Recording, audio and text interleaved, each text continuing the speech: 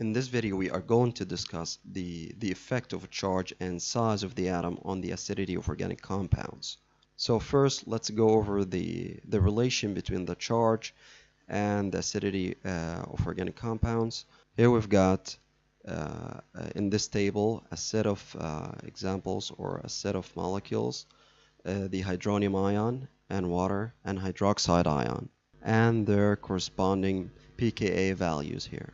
And we know that the lower the pKa value, the more acidic the molecule. So we can see that hydronium ion H3O plus will dissociate much easier into water and a proton than in the case of water, which will dissociate into hydroxide ion and a proton. So from the pKa values here, hydronium ion here can be, or hydronium ion is more acidic than the case of water. But this hydroxide ion is far from being acidic at all. As you can see, hydroxide ion can hardly dissociate into O negative 2 and H plus, or H positive, the proton. And we can see that this hydroxide ion, its corresponding pKa value is 40, so it's not acid at all. It's actually a base here. Another table here which can help us in this subject. Here we have the ammonium ion and the ammonia and amide ion. Here we've got their corresponding pKa values. We can see that the ammonium ion is the most acidic out of these molecules, so it will relatively dissociate into NH3 or ammonia and a proton here.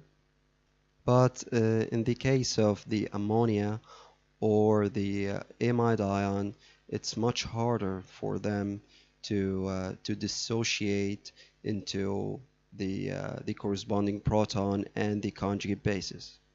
So we can conclude that when a compound or a molecule holds a positive charge,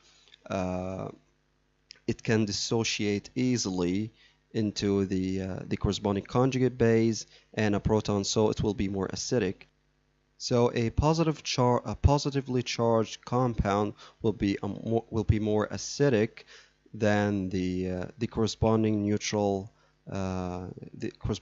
one. So here the protonated C2H5OH2 protonated ethanol will be more acidic than normal ethanol.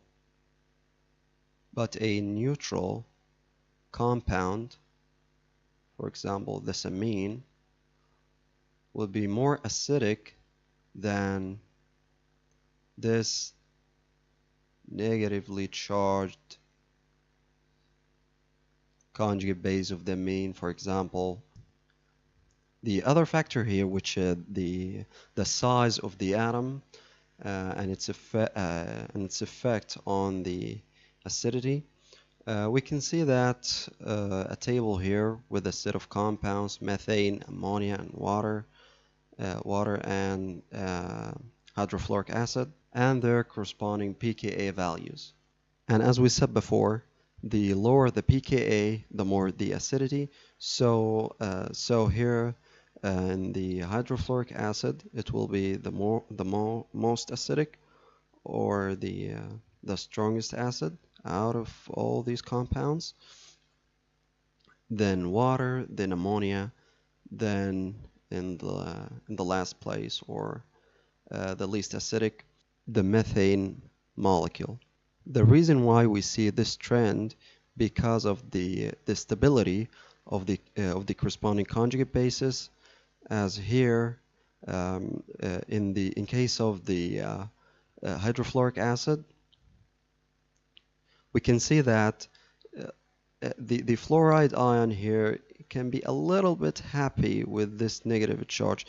You know, it's not a strong acid, it's a weak acid, but it's relatively happier with this charge than all other conjugate bases as we see. So here acidity increases from left to right. This is because the stability of the corresponding conjugate bases. So if we've got these compounds, ethanol and ethylamine and ethane,